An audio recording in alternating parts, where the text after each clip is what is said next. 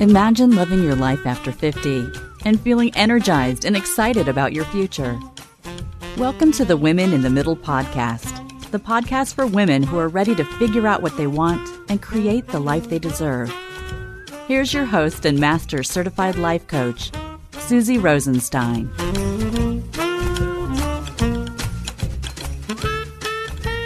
Hey there, today we're diving into what it's like to be an amazing mom in an empty nest, the good, the bad, and the ugly.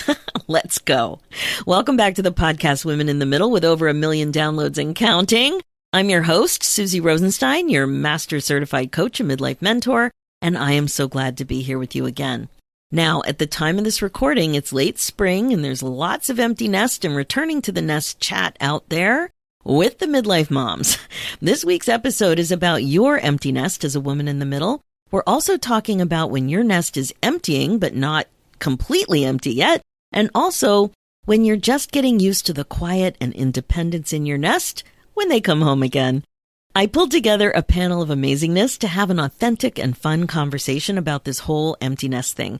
These 4 women are part of the Women in the Middle Academy and are in some phase of this common midlife transition. Now, let me introduce you to them. Diane is from Ontario, Canada, and is the mom of 3 20-something children. Her eldest has been launched. He started a full-time job across the country, and her other son and daughter are attending university in a different city. Diane has worked hard to intentionally dream up her best empty nest. Suzanne is also from Ontario, Canada. She's married, has 2 daughters, 24 and 27, and they both live a plane ride away. She has 2 dogs, loves the outdoors, and rode horses throughout her childhood. She joined the academy to help her figure out who she is now that the girls have left. Good idea, right? She loves to bake, travel, and spend time with close friends, and is determined to start her own business to have more flexibility and love what she does. Kathy is from New York. She's been married for 24 years and has 2 daughters, ages 17 and 19, and an adult stepson who has 2 young boys, her grandsons. She's been a school administrator in a school for children with special needs for 12 years and has been an educator in the New York City schools for 28 years. And then there's Laura. She's from Arizona and has been married for 25 years. She has 2 boys, 19 and 21. She's worked part-time as a project manager for 22 years for a local health club and enjoys traveling, pickleball, gardening, volunteering, and reading. You know, and then there's me. I'm in the same boat. I've been married for just about 29 years and have 3 sons, ages 24, 26, and almost 28. One lives out of town, one lives downtown, and one currently lives at home. Now, when your kids move out, it can be jarring. There's no question about it. Most of us have heard of empty nest syndrome, and it can be scary. We hear about it somewhere along the line. We may have friends that are experiencing it. Maybe we heard it on a sitcom or picked it up. Who knows where? And then all of a sudden, seemingly out of nowhere, we're in it ourselves. The thing is that the empty nest transition can be a ton of fun. But when we're not careful, we forget that part of what's actually possible. The bottom line is that mindfulness can really help you navigate through this important transition with potential to be more enjoyable than you imagined. Also, just quick, I want to make sure you know about a free gift that I have for you called Top 10 Questions to Reimagine Your Life After 50. It's a perfect little free guide for the empty nest phase. So if you're feeling a little stuck or a little confused about what you want, or maybe you're drawing a big giant blank about what you want to do with your life or your business, I don't mean to laugh, but sometimes it's funny how blank and confused we can get. Maybe you just know you're meant for more, but don't know how to get there. Or perhaps you're starting to get a little concerned about your lack of work-life balance or maybe lack of self-care. I mean, for me, when I was stuck like this and really could have used a guide, I was feeling very, very confused and scared. So these 10 questions help you get clear about what you really want so you can begin to reimagine your life going forward. I think you'll find that using these questions to get out of your head a little bit will really help get you going again. So head over to www.susierosenstein.com/10 questions. Okay, my amazing friend, I know you're going to get a lot from this interview, so please enjoy. Welcome to another really fun episode this week. This week, we're going to talk about everybody's favorite topic, empty nest. What's going on in your empty nest? What the highs, the lows, all the things. And I put together an amazing panel of women in the middle to talk about what's going on in their empty nest, the highs, the lows, the good, the bad, and the ugly, everything. We're going to really talk about what's going on, and I can't wait. So let's start by introducing everybody. Just tell us a little bit about who you are, how old you are, and what is going on in your nest. So Diane, why don't you get us started? Thanks, Susie. Hi, I'm Diane. I'm 58 years old and I have 3 children. My oldest is 23. He actually has graduated from university and he's moved across the country to start his first adult job. And I have 2 more children. My second born son just finished 3rd year university and my daughter just finished her 1st year of university.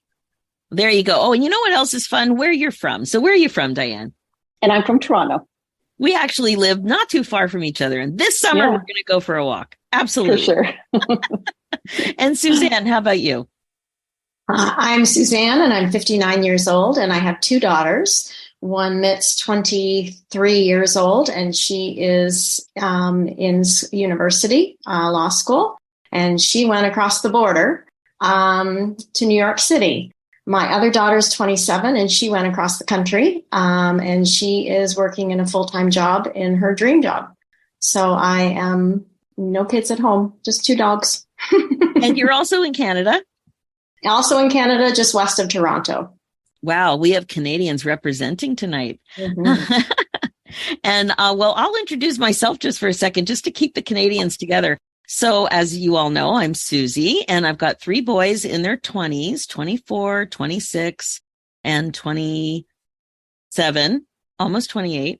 And they're not all finished school. One is finishing some graduate stuff.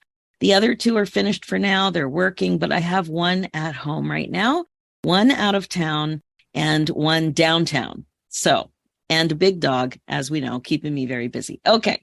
Kathy, how about you? Hi, so my name is Kathy, and I live on Long Island in New York, and I have 2 daughters. One is 19. She's just finishing up her 2nd year in college, and she's dorming, but she's only 2.6 miles from our home.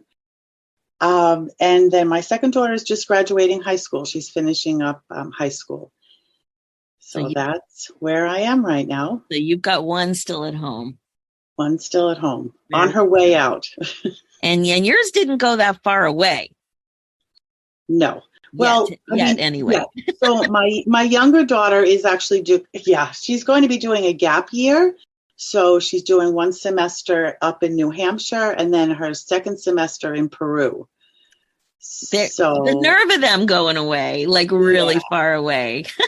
I know. Oh my gosh. All right. Awesome. And Laura.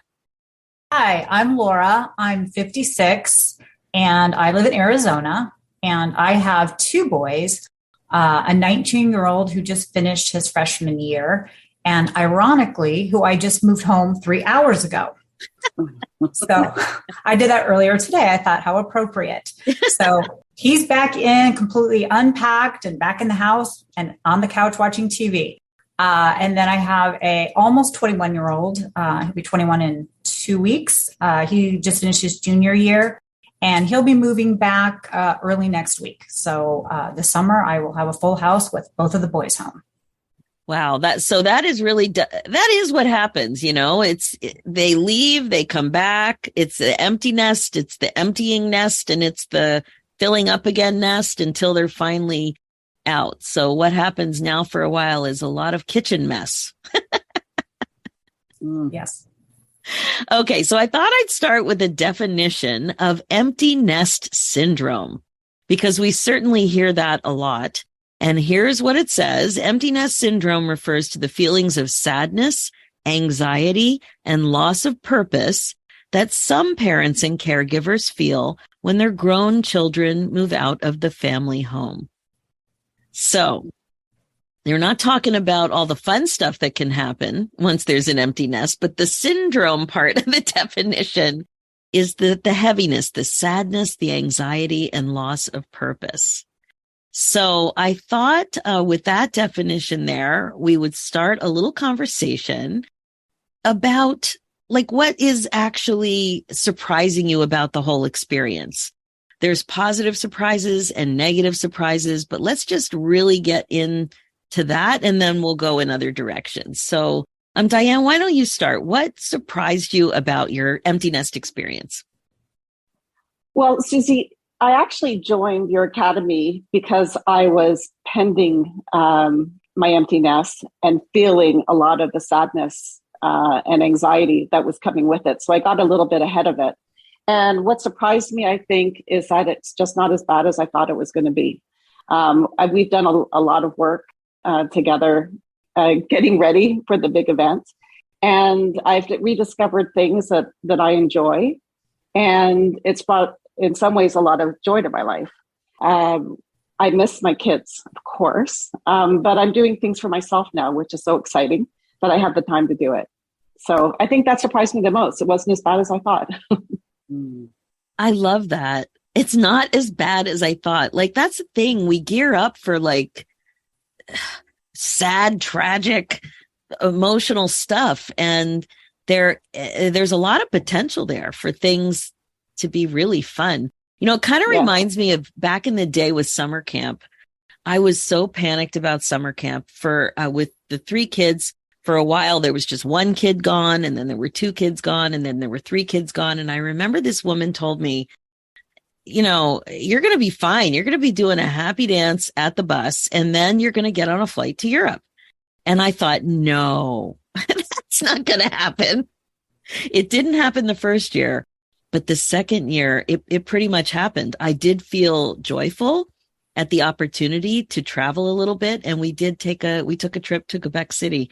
I also had that feeling of like panicky. For me, it was like a panicky kind of feeling of them being far away and not being really connected, even though there's so many ways to connect. And then within a year, I had adjusted to it and I was starting to see the upside. Does anybody else want to comment on the surprise? Laura? I agree with Diane. I think I was the same way in that I was a little sad and mopey initially, but I too joined a couple of years ago to sort of get ahead of this, knowing that like, what's going to happen next? I've been raising kids for 20 years. And I would say that was very surprising too, is that how quickly I was able to rebound and actually was very excited to all this work I'd done in the academy to find out the things that I wanted to do next in my next chapter. I now realized I had a lot of time to do all these things. And I was really much more excited and hopeful. And that really surprising. And how quiet it was in the house. Oh, yeah. It was really quiet. That was actually very surprising. I don't know why, but I've had 2 boys for 20 years. And so I found that actually kind of, a change, but nice. I love this idea that both of you were really thinking, how can I get ahead of it? Like you saw it coming and you wanted to be really proactive. That's awesome. Okay, Suzanne, how'd it go for you? Yeah, I wasn't proactive. So it happened to me and I was very sad. And I was trying to figure out, all of a sudden I was, it was quiet. It was me, my husband, but I was thinking, okay, they're gone.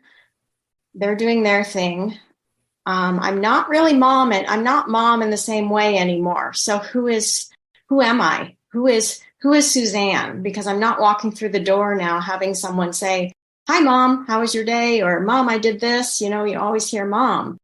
So now I'm Suzanne. And I really didn't know who Suzanne was now after 20 odd years of being mom.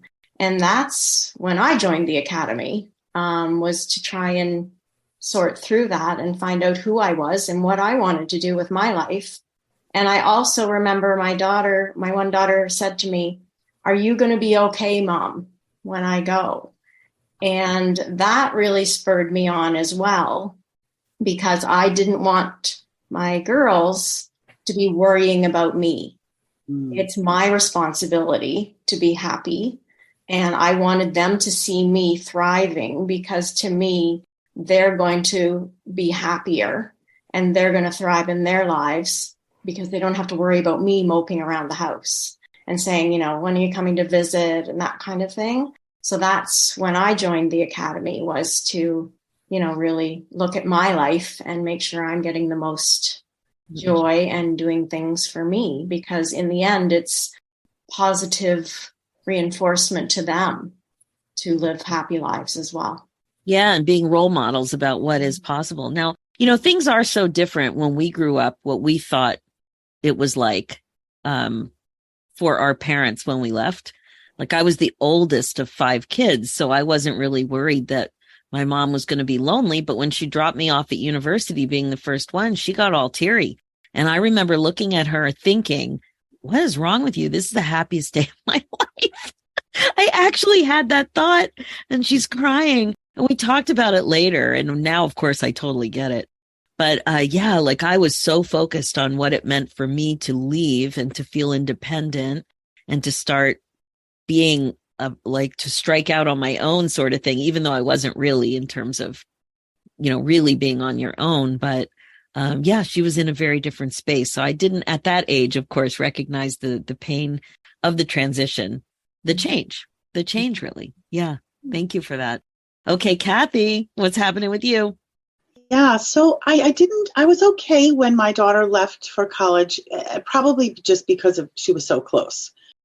One thing that did surprise me was she suddenly became and other people have said they've experienced the same thing, much more expressive about her feelings to me, in text messages, of course. That's okay, I'll take it. So I started getting every night, good night, love you. And I was like, where is this coming from? So, that was a really pleasant surprise. When I started to really feel angst, and that's when I did, as all the other ladies, I reached out to you after listening to many podcasts. And when we started planning for my second daughter to leave, and things were really solidifying, and I started to feel panicky and spinning, and of course thinking about myself and what's next for me. And I'm at the 28-year mark in my career, and I'm really very close to retirement, but not ready for that to be the end. So I started working with you, and of course, it's just helped me in terms of managing my emotions with making these plans for her. Something interesting that just happened is my older daughter just telling me now she may come home. So she's kind of over the dorming. And this just brought up a whole new set of emotions for me. So I was trying to think of what it was, and I'm a little apprehensive about her coming home. We know what it's like when they come back. Every time another human comes in the house, changes the whole dynamics of everything. Still a little sad with the other one going, and to be honest, a little disappointed.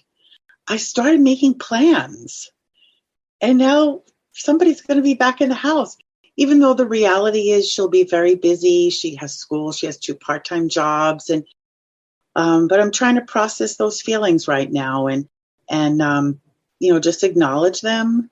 And, the apprehensive one, that's the one I've been working on the most about. And I think I'm just trying to say to myself, maybe I'll be wrong. It may go much smoother than I originally thought it would go. And, the disappointed part, I was like, well, I can still do everything I was planning to do. Nothing's really going to change. But that was one of my immediate feelings was. So just these constant shifts of these feelings. You know what, Kathy, that's so interesting about the disappointed part. I wonder if part of that feeling is coming from what you think will change with you because they're home, like old habits, old routines, old responsibilities. What do you think? Yeah, I think 100%. All of a sudden there'll be someone else in the house just vying for my attention and my time, and I want to give her my attention and my time. I'm not going to just close the office door and say I'm done being mommy. That doesn't happen. So, I think, and then, me being me, I'll probably then be disappointed if she's not around that much. I'll say, well, where is she? She's living here, but now I never see her. Well, it's a whole new set of rules and expectations, rules and expectations to sort out. And, There's that. And then there's, I think, really appreciating that things don't have to be the way they were before. You could be much more intentional. So, for example, if you had some plans or you didn't want to make dinner because you haven't been making dinner the same way as you used to make dinner, you still don't have to. Like, are you okay with saying you're on your own for dinner tonight? Or are you okay seeing an empty Saturday and having your own plans, knowing that they may not have plans? It's just really figuring out, what do I want? How do I want to show up as a mom? How do I want to show up as the independent person that I've been working on having more fun and doing more stuff? It'll be really good exercise. But I think that really could be a lot of it, is having the opportunity to be more intentional and following through. Right. Definitely. Yeah. Because when they do come back, it really does switch things up. The other thing that happens when they're away is that they're growing and becoming more independent. So when they come home, they're not the same. Yes. They've met new friends that you've never met. They've had different influences. They've had experiences that they haven't shared. So they're really different. I remember as a kid a young adult, being less tolerant when I came home. Like I was more opinionated. I wanted things a certain way. I expected certain freedoms and independence. And even with my kids now, I noticed that I try not to ask a lot of questions, but I like to know when I go to bed and set the alarm that's that. And sometimes I can't tell if anybody's here. I don't want to start going into bedrooms, to check and see. So I start texting, but it's late. I don't know if somebody's here sometimes or they're out. And occasionally I lock somebody out by using the deadbolt lock that they don't. And then I get a text in the middle of the night from somebody stuck on the porch. I mean, that does happen. So for me, it's that fine line of asking too many questions, but also being comfortable in my house when I go to sleep. Yeah. Even when she's been home for vacations and summer breaks, that was we have a few rules that we put together. And one of them was, just give us an ETA. I just say, you're not going to tell me exactly what time you're coming home. You've been living on your own, but just give us an estimate. So if I wake up at 2:00 in the morning and you're not there, I don't spin into a panic. That I know that you're at a concert or you're at somebody else's house. And she's been doing that. So that's good. Well, this is a great thing to talk about a little bit. And I know I think everybody now has had somebody come home, at least for the summer. What rules do you discuss? Rules, roles, expectations. We had a lot of kitchen things come up. So I'd love to hear what's going on. Laura, what happened for you? Yeah, we recently had some coaching on this because I was kind of like you, Kathy, kind of nervous, apprehensive. I want to treat them as young adults. I want to respect them, but I want them to respect us. So I actually, after that session, I wrote everything down. And a lot of it is related to kitchen messiness and stuff but just basic stuff. It's not like astounding rules, but pick up after yourself. If you make a meal at night, clean your dishes and put them away. And like you said, when you're going to go out, let me know, are you coming home or what time do you think you're going to be coming home? It's as simple as that. There's not a ton of rules, but I'm going to discuss them with him when my older son gets home next week. My plan is to sit down and kind of go through them just so we're very clear. And I also want to ask them what their expectations are of us in this kind of new transition as becoming young adults. I'm curious, how would you like us to treat you? And can we all be respectful? Now there's 4 of us in the house and we're used to sort of doing things our own way now. Exactly. And so we're going to have a conversation next week about it, but I did type it up so I wouldn't forget it. I mean, but it's nothing earth shattering. It's just basic stuff, but I just want to be very clear with them. Yeah. Clear's good. Clear's really good. Now, this may be a girl thing, but on top of my list was, if you borrow something, return it. So, my hair products would be missing. That's definitely not happening with the boys for me anyway. No, they're not my thing. But the kitchen, the other thing that I found is a problem with the kitchen is we have good stuff in the kitchen, right? Mm-hmm. We've all worked hard. We've got nice appliances, nice pots, nice pans, right? And, it's not the same as their crappy apartments with hand-me-down. Some of the hand-me-down stuff they took to university was from my apartment in university. So I just want them to be more careful. You can't go clunking a big pot on an induction cooktop. If you crack that cooktop, I'm going to be really upset. You have to be gentle. Need to be gentle. And then when they put stuff away, I can't find things. I don't know. I can never find my coffee frother, like that little handheld thingy. I don't know where they put it, but it's never in the same place. And the kitchen scissors, I never know where they are. I don't know. Well, at least they're putting them away, but I can never find them. So Suzanne, you were going to say something? Well, my one daughter will be coming home for a month because school's over. But it's funny with their roommates. They'll call me sometimes and go, "Oh, Mom, I'm so sorry for the mess that I used to leave in the kitchen," because their roommates aren't cleaning up things. So they come home. My daughter last night got home and the kitchen sink was full of things. And so she's FaceTiming with me, and I guess her roommate didn't put the pod into the little holder in the dishwasher. She just threw it in the dishwasher. So it didn't wash the dish. So the dishwasher went through the cycle. So all the food dried on the plates and she had to wash everything. So she was like, it was so cute. She's like, "Mom, I'm so sorry for all those times." So I'm hoping when they come home that they will keep my kitchen clean, because they've had roommates frustrating the way they. That would be really good. I've heard some complaints too about roommates. It's so funny. Like, that's just when we're smirking, right? It's like, good. Diane, what happened for you? Well, I was going to say that earlier. You were saying what surprised you or brought you joy, and one of the things that brought me a lot of joy while my kids were away is that my kitchen would look the same in the morning as it looked when I went to bed at night. It was so glorious coming down to my kitchen and having it sparkling clean. And so, Laura, I love your idea of having a conversation about what the expectations are on both sides. I thought that was a really great thing to do. Because, I like that morning clean kitchen, because they're always making food at midnight and then it's never as clean. So good tip. Great one. What about the car? My kids don't own cars, and, sometimes they want to borrow a car, and I really don't go too far too often. But, there needs to be discussions about the cars, and we're not too fussy about the cleanliness of the car because we do have a really dirty dog. But still, I don't want anybody else's garbage in the car, and there's gas that needs to be discussed. But I was just really sensitive that I didn't want there to ever be an expectation that they could have a car and that I'd be left without a car. So I just really wanted to make that clear, that I didn't want to be left without a car unless I really knew that I really had nothing. I didn't want to have the inconvenience of trying to solve a problem. So if they wanted the car, they needed to plan in advance. They needed to really appreciate that I would be the one without a car. Did any car things happen with any of you, Laura? Yeah, my boys share a car, and really the older one thinks it's his car.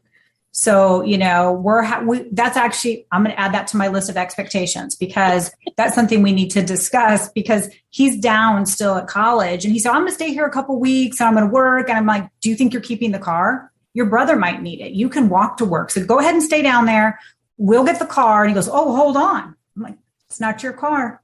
We need to, your brother needs it here too, to get to a job and get around and do things." So, and he goes, "Well, don't you and Dad work at home? Can't you just borrow?" I'm like, No. That's it. Yeah. No. Yeah. I got my car, and, we have things we're doing. Just like Kathy mentioned, I want to still keep the things doing that I'm doing, that I use my car to go to, and so that's a great thing. I did not add that, but that's a big one. We need to do that, because my older son just assumes it's his. And it's not. We have to ask. And if you think you're going to borrow my car, you might need to ask, "Do I have plans?"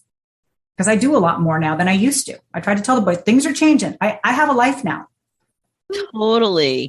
And the other thing I've pointed out to them a few times is, they always have an option. They can rent a car. That's great. You can rent a car. Like, you want to go out of town and keep a car for 2 days, you can rent a car. I'll help you figure out the contract and the options and stuff. But I just think they need to really appreciate that. Yeah. Okay. So speaking of rules, have there been any other rules that have come up that you didn't think you needed, even while they were away, not necessarily coming home? Like, the one that really stands out to me was with my firstborn. And I may have shared this before on the podcast. I don't remember. But I found out that he had a hand injury. His fingers were a mess and facing the wrong direction because of a cheerleading accident. And I found out on Facebook, there was a very ugly picture of this horrible looking hand that I scrolled right by late at night and one of his friends posted it. And I thought to myself, isn't that interesting? It didn't occur to me that I would have to explain that expectation that if you get hurt, you should really call your parents and let us know. Like, he ended up in the emergency. It didn't occur to me that I needed to share that. I thought that was assumed. So that had to be something we talked about. And another, again, maybe it's the boys. I don't know. Sometimes these generalizations play out. I don't know. But I had to say, I expect to hear from you once a week. And I have friends who are texting their kids all the time. And for mine, we do have a family chat going that has gotten much more active since the first one left for school. But just that, like, I do expect contact at least once a week. If you fly anywhere, I expect a little text. I'm okay, landed safe. Like, I just expect that. So what about you? Have any rules or expectations or discussions had to happen? Suzanne? I didn't really start the discussion. It was my daughters, and they said, now, I'll be in school, Mom, or they're working. So their schedules, I don't really know, like, for me to just call them or text them. And my one daughter there's a time difference. So we kind of set up that they would contact me. I'm not going to contact you. I'll be available whenever you need to talk to me.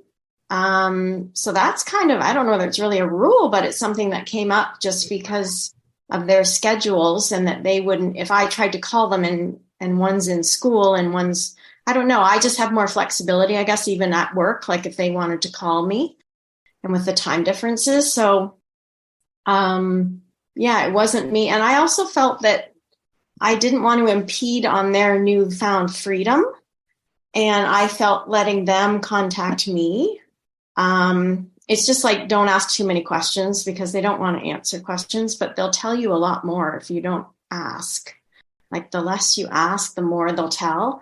And That's the more, so true. and I think the biggest surprise I've had is I hear from my girls, my one daughter, every night we FaceTime.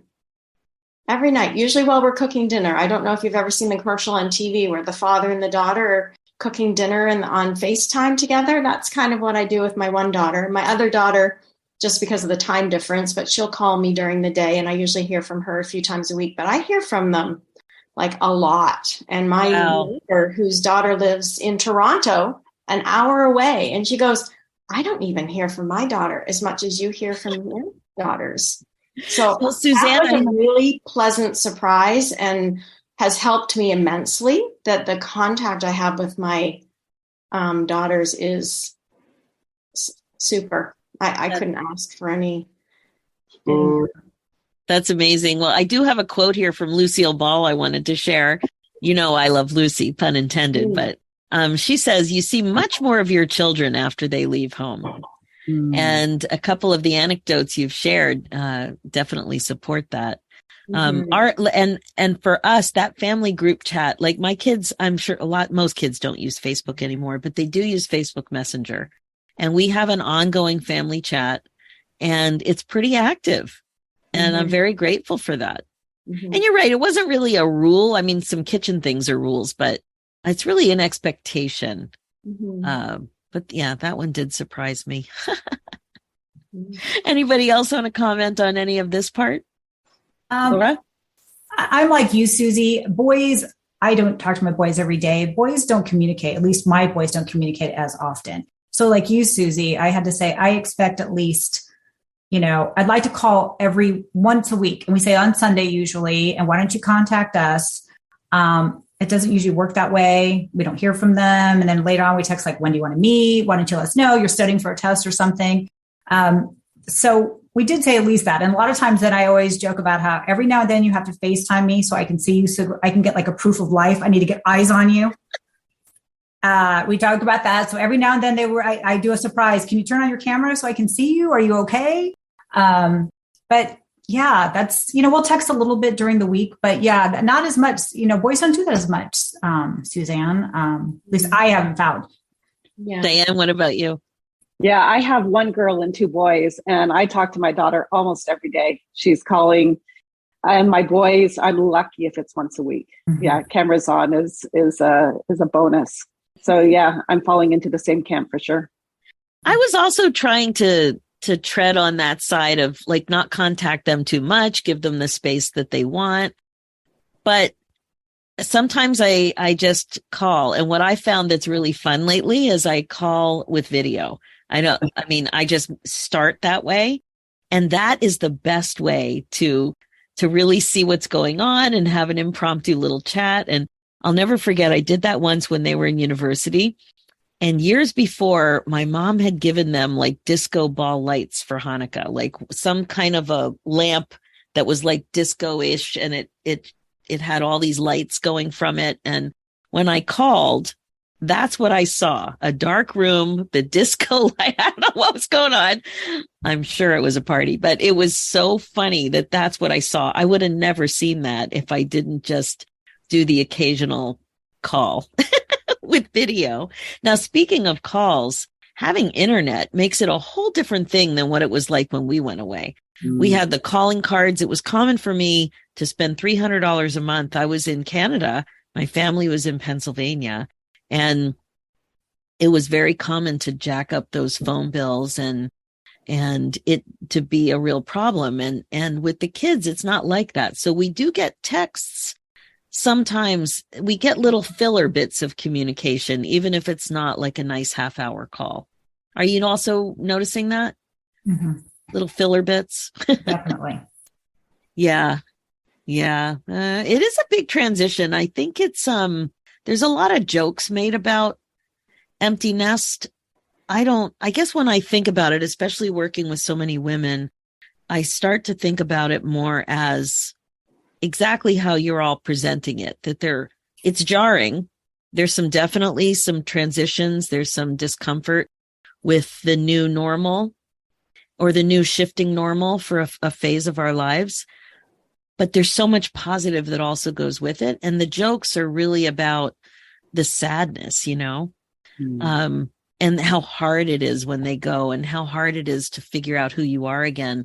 And based on my experience, it's challenging, it's confusing, and it's fun. And that's what I wanted to talk to you all next about is joy, because you're all getting kind of excited. You're learning new skills. You're bringing in joy on purpose. Tell me a little bit about what you've discovered now that you've put yourself on your agenda in a way that you hadn't in decades. Laura, do you want to get us started with that? Sure. Since we mentioned earlier in the call that I had done a lot of work about things I wanted to try, now I had all this extra time. So I started to volunteer more. Volunteering is something that's important to me. So I started volunteering a couple times a month because now I had the time. I wasn't going to sporting events. I joined pickleball, it's the craze. So that was something that I did kind of more. One of the things I wanted in this next phase was to meet new friends. Your friends change a lot when you go into this next phase. And friendships change. So I wanted to meet a whole group of different people. So I've really gotten into pickleball, and it's some exercise, sure, and it's fun. But I would say the social aspect for me has been the most fun. I'm just meeting all kinds of people and going out. I'm doing a lot more reading in my quiet nest now that it's quiet. It was weird at the beginning, and a little awkward for me, but I remembered I love reading. And now it's so quiet, I read so much more. Wow. So I do that. I've been doing gardening. I work out a lot. We go out a lot. Like even tonight we have plans with friends. My younger son, who's home now, he said, wait, you aren't going to be home tonight for dinner because I'm home? And I'm like, honey, sorry, we already had plans tonight and tomorrow. Maybe we can go out on Saturday. And he's like, really? And so just like our social life and doing more things, it's been great. That's amazing. And it does take a little bit of intention, and you do have to ramp up because really our lives were so different when we're entertained and busy with everybody else's schedule. Mm-hmm. Yeah. Kathy, what about you? Yeah, I agree, Laura, 100%. I've reestablished some old friendships, and we were all sort of in the same stages, so we didn't have a lot of time for each other. And now even while we're out at dinner or doing something, we calendar our next date together. Which was unheard of a couple of years ago. Years could go by before we saw each other. And kind of putting myself out there also to make some new and different friends. Even this group, just putting yourself out there. And I hadn't done that for a long time. So, and I'm working hard on finding something that I can be passionate about. It's still an issue for me, but. Well, I'll make sure to put a link to that worksheet in the show notes about helping you find your passion project. And it is really a series of questions to help you examine what was joyful for you throughout your life in little bits and starts. It could have been something you liked to do when you were 10, but it's just to look at the list of them and the range of them. And there's clues there. And you'll definitely remember something that you didn't remember before. Something funny happened for me this weekend. I had a childhood friend that I spent so much time with. We played jacks constantly. Like, this is elementary school. She lived across the street. And we used to spend so much time on the swing set and, singing and playing jacks and being silly. Like, there were some good times there for a couple of years. Well, the other night I was with a group of ladies who were in the episode 200, the group of friends that I had. We're called the Smoking Gals. And we got on this conversation about childhood chants. Do you remember those funny little chants that we did when we were kids? They would be like, they'd be rhythmic and they had a bunch of funny words in them. And sometimes they were part of a song. Well, I remember this girlfriend taught me one that her mother learned, and she thought it was from Brownies or something. And as soon as she said childhood chants, that chant came to me. I remembered all of the words. And it just came out of me. And I went, oh my God, that's 50 years ago. And this thing just came out of me. And I thought, I have to leave a voice message on her. So out of the blue, I just sent her a little voice message of just the chant. No intro, no outro, just the chant. And I waited and I waited. It took her 2 days to hear it. And she called me back. She was laughing her ass off. Just it brought back so much joy. And we just started talking about what that was like for us to remember those little chants. And she said she's going to ask her mom to see if it was Brownies, in fact, that memory came back from. But things like that, all kinds of funny things. So Kathy, don't you worry. We're going to help you find some things you're passionate about. Might be a hobby. It might be an activity, something you cared about. But we can absolutely find it. I'm not worried. Diane, what about you? Yeah, well, I was going to say that the work that I did with you helped me think back to, like you said, what I enjoyed as a child. And so I used to love to sing. I was always in the school choirs. And so as an adult, a friend of mine told me that she was a member of an adult pop choir. And so I've joined that now for the last year. And it's been so much fun and meeting new people that way. So yeah, there's some really great exercises to help you remember what brought you joy when you were so busy as a mom for all those years. You definitely forget. And I just want to say that, like Laura, I've also I've started seeing old friends again and reconnecting. But the other thing I did was I really wanted to reimagine my living room. It used to be a spot where my kids did their homework. And I hated it. I hated the space. And so once they moved out, I actually changed the entire living room. I've always wanted a fireplace. I had a fireplace installed. And it's a completely different space now that I just love. And that really, really helped me. And the other thing I did that I recommend is once your kids leave, bring people in to do a deep clean of your house, because I did that. I had people in all day. It's like I moved into a brand new place. And so these are the things that have really made me happy. Now they're back home for the summer. We'll see how long it lasts, but it was great while it lasted. Oh my gosh. I don't think I remember you talking about the deep clean. That is an amazing idea. I mean, like we're all thinking about that area that we know is particularly disgusting. Also, that reminds me, there was an episode, I'll put it in the show notes, that I did with a designer about reimagining your house after the kids leave. And it's exactly what you did. It's like, actually, this corner of the house that I'm in is reimagined.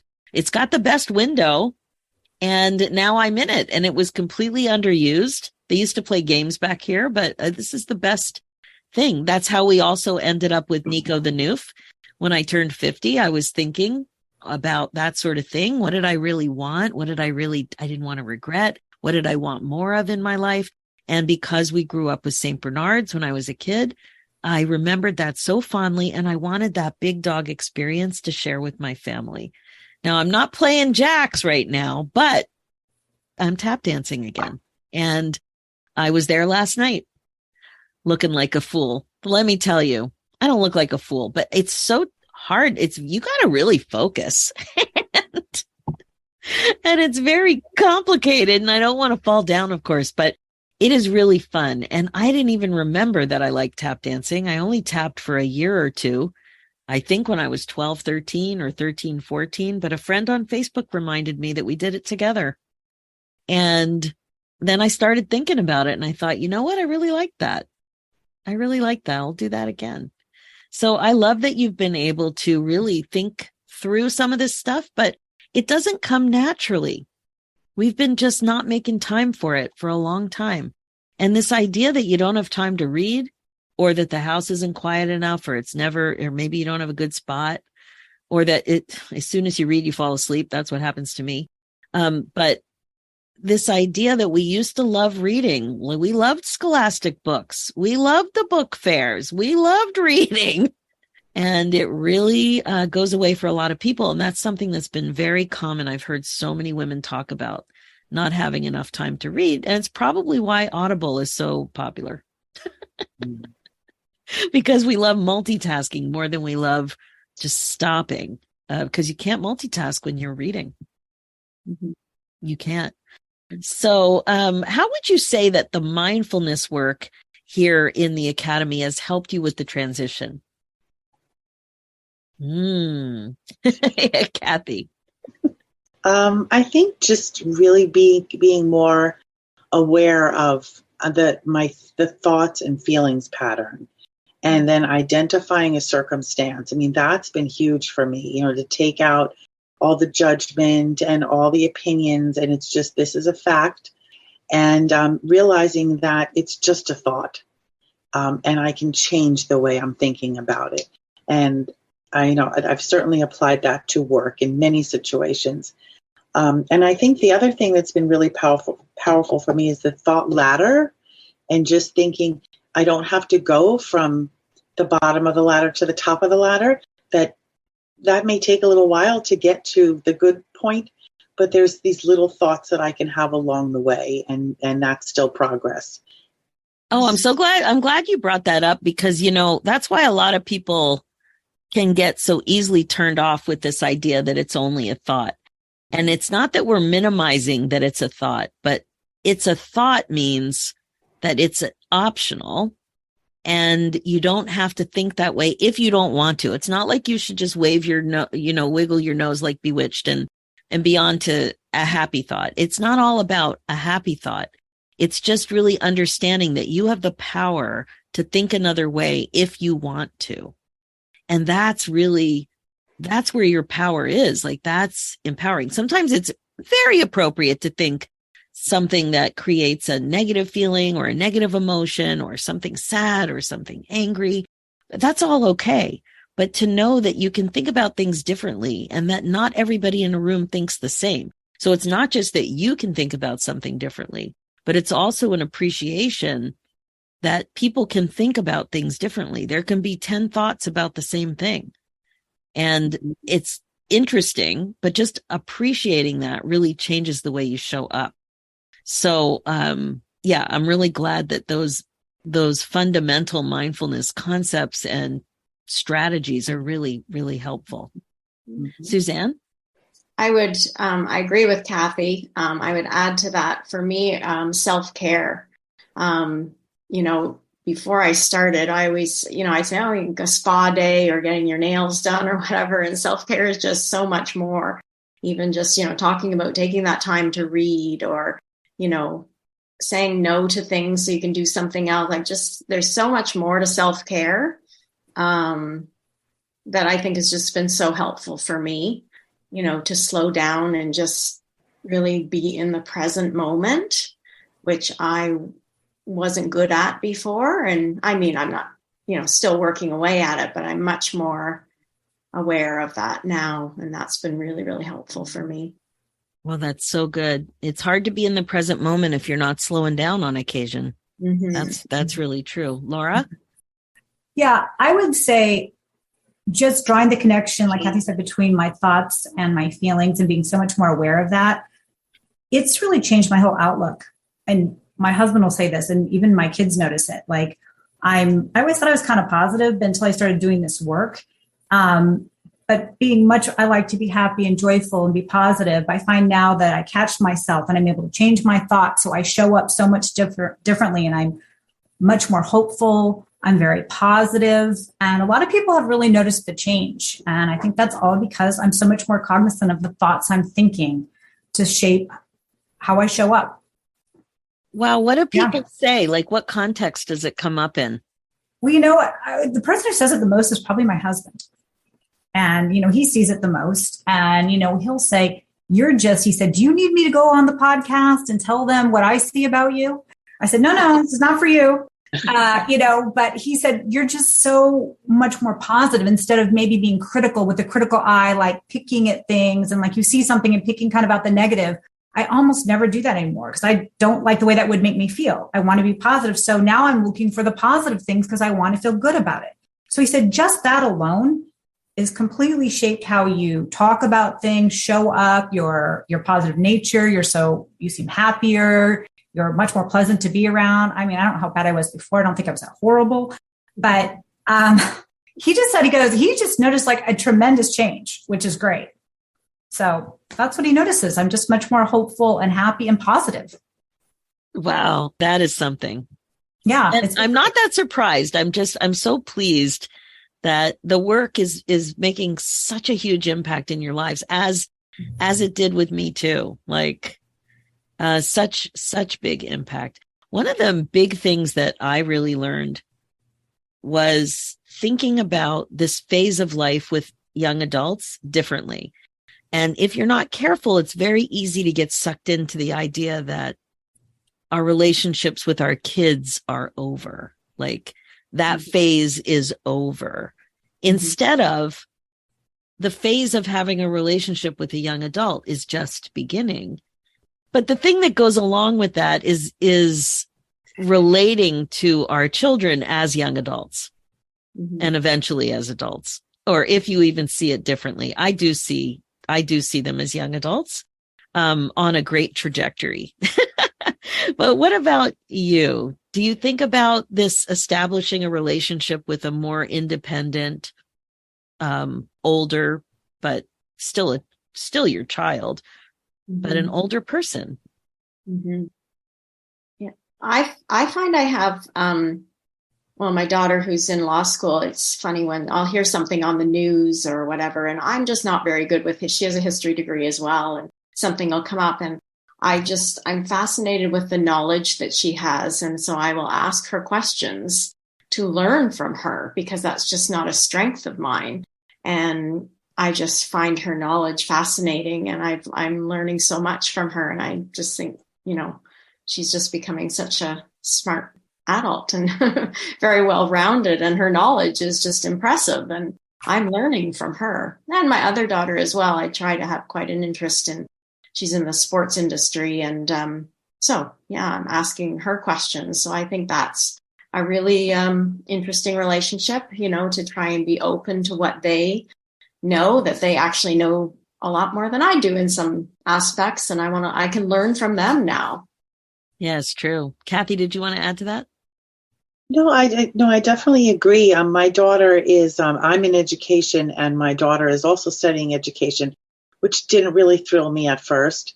I had to adjust to it. But, some of the conversations that we've had, and I just kind of look at her in a little bit of awe, like, wow, that's pretty insightful.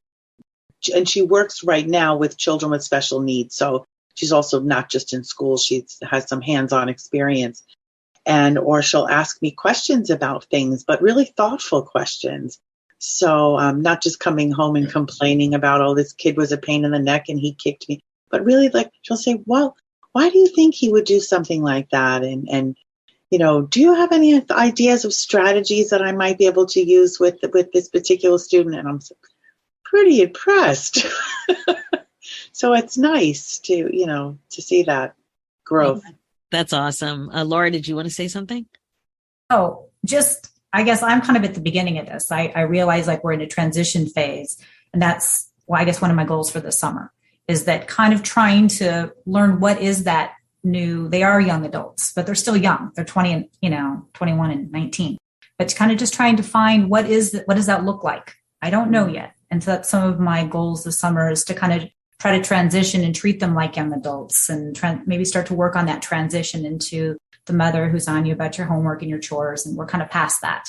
So I'm more curious about what this next phase will be like and kind of interested to see how it will unfold. And I think it'll be a test this summer to see how it goes. Oh, yeah, that's for sure. And Diane, how about you? Well, I'd say that the transition that I've seen is that it's gone away from telling them what to do and having more of a conversation about what do they want to do. So when my oldest was thinking about moving across the country for a job, he's like, well, what do you think? I'm like, okay, well, what could go wrong? You're interested in the job. It's a great new start.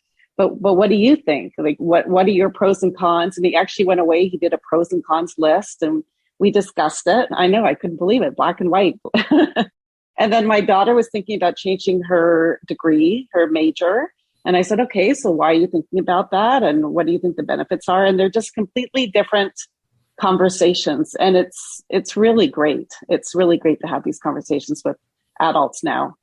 And there's, there's not the fighting there used to be in high school. And it's a nice new relationship that you can really enjoy. They're more like friends in a way than they are your kids. Yeah. And they do still come for some advice. Like there's still some areas of life that they're not ready to lead on. There's some financial things that come up. There's some career stuff that comes up. Another fun thing that I've seen is when they're developing not just their own hobbies and passions, because as parents, we've seen those over the years and they haven't not paid attention to them for 30 years like us. But to see how they're managing their time to incorporate the stuff that they love.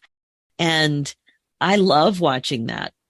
One of my kids has a new hobby right now, and it is being an aquarium enthusiast like his parents. And it's been so much fun actually, I got a few texts while we were talking, a big update in his tank. And we had purchased some little shrimp recently. We have quite a big tank and they disappeared immediately. And I thought, oh my God, did the big fish eat them? Did I just feed sushi to my fish unknowingly? And then I came down, for some reason, it was 2 a.m. and I was walking around the house and I thought, I'm just going to go check. Maybe they're up at night, those shrimp, because we hadn't seen them in 2 weeks. I was feeling very sad. And I just snuck in, I was quiet not to disturb any of the bigger fish. And I looked in there and I thought I saw them. And then I took my iPhone and I put a flashlight on and I saw the shrimp. Well, don't you know, I had to make a post in the middle of the night. And there was a lot of excitement that I had spotted the shrimp.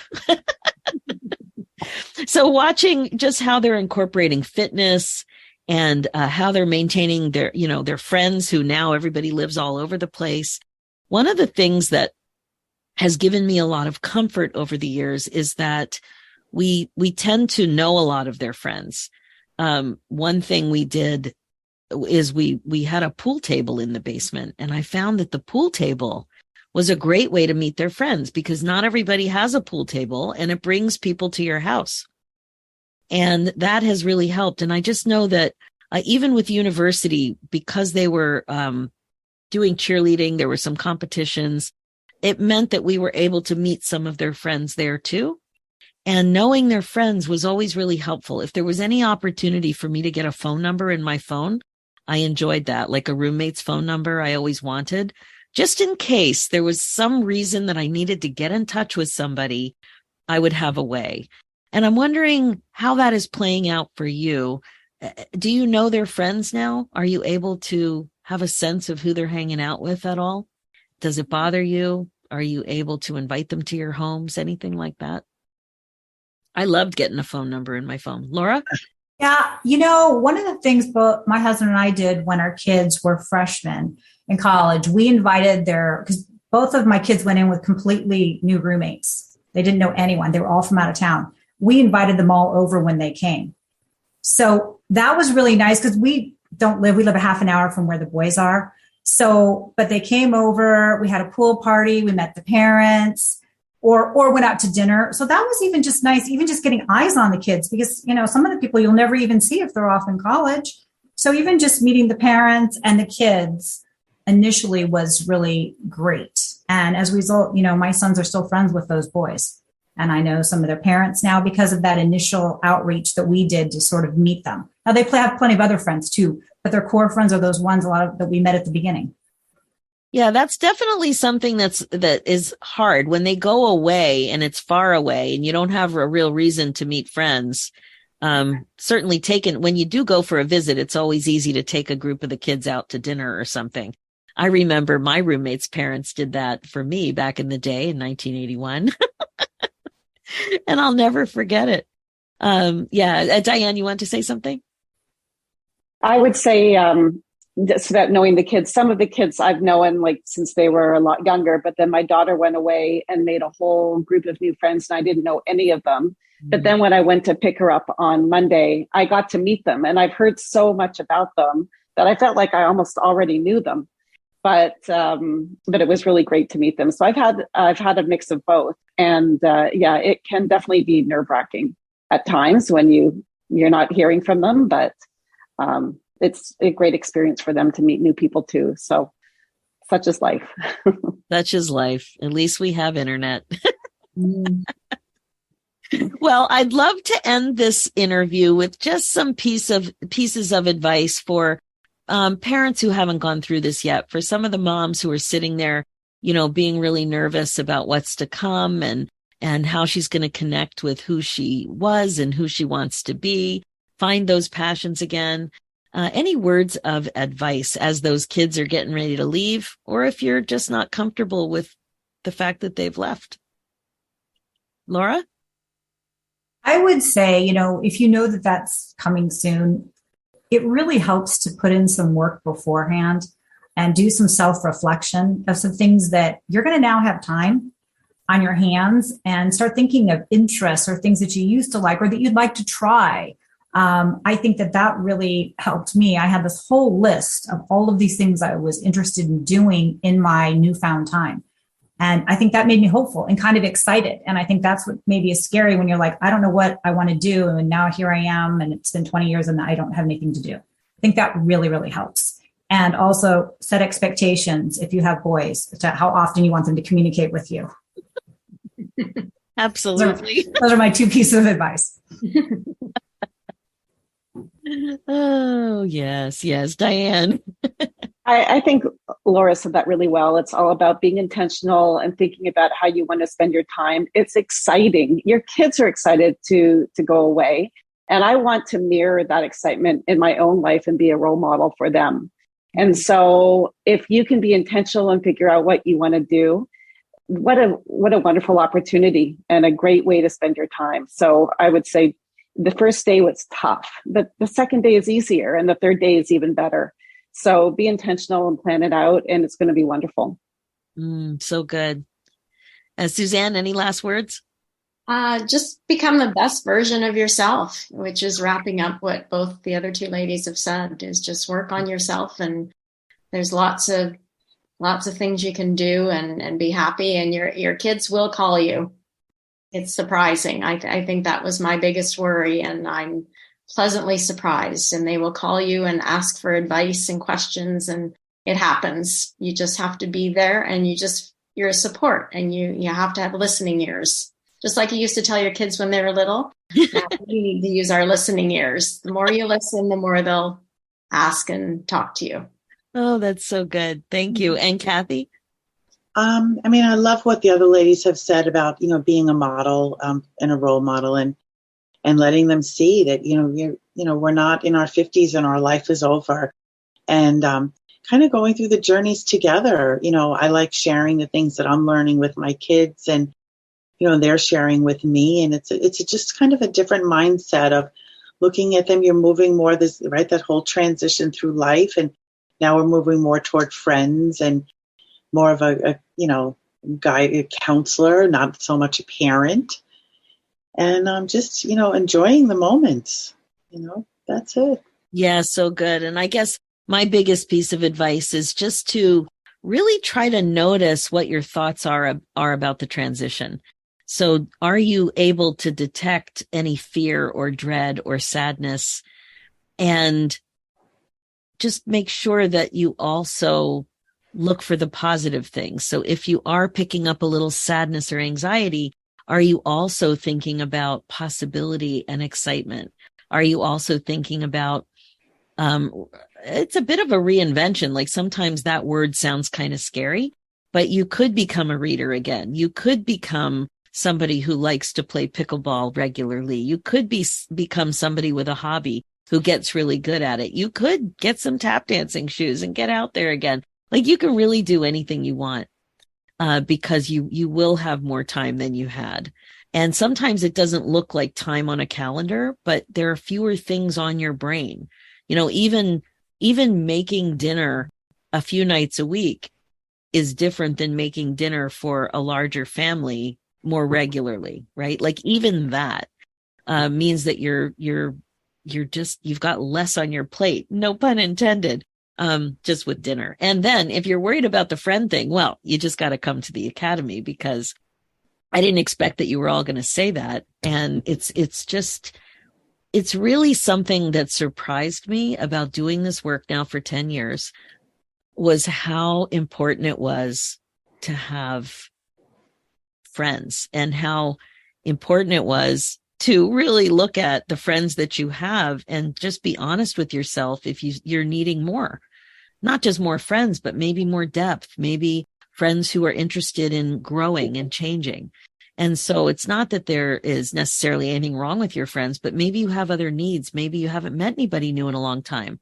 And there are more friends to be had. And in the academy, we're like-minded, like we're going through the same or very similar stuff. And you learn so much from each other, and you're inspired by each other, and you get ideas from each other. Like it's so much fun. And it surprised me, and it's been so rewarding to be able to help make it happen. So good. There's just more time. There's more time and more possibility. And I'm pretty excited about it. Sounds like you guys are too. Yes. Yes, definitely. Everybody's trying so hard not to talk over each other. We're doing a good job. But thanks, everybody. I really, really appreciate you coming on. Empty nest is something that so many of us are dealing with. And there are really good things that can happen with empty nest as well. Launching a kid is fun. It's fun supporting them, and it's fun watching the changes. So thanks so very much for being so authentic and sharing and just really providing some really good ideas and your experiences. It's been awesome. Thank you. Thank you, Susie. Thanks, Susie. Thank you, Susie. Okay, that's it for this episode. Lots of great info and perspective about all of the possibility right there in your empty nest. Like there's so much possibility. I hope you're starting to see that now by hearing some of these stories. So as you know, this podcast is all about how to love your life again after 50. It's really all about coaching you to be more intentional and to incorporate mindfulness into your life as a regular practice. And mindfulness is the key ingredient to regret-proofing your life. And I think you heard from the women in the panel today that mindfulness doesn't have to be all woo, and it doesn't need to be like intense and something that's hard to do. The women today just shared with you how little bits of mindfulness have really helped them. And I think that's really important for you to see. It doesn't need to be something that's hard to get started and to incorporate into your life. It's very, very accessible skill. Now, when you start incorporating mindfulness, it's really how you can start to put yourself on your agenda.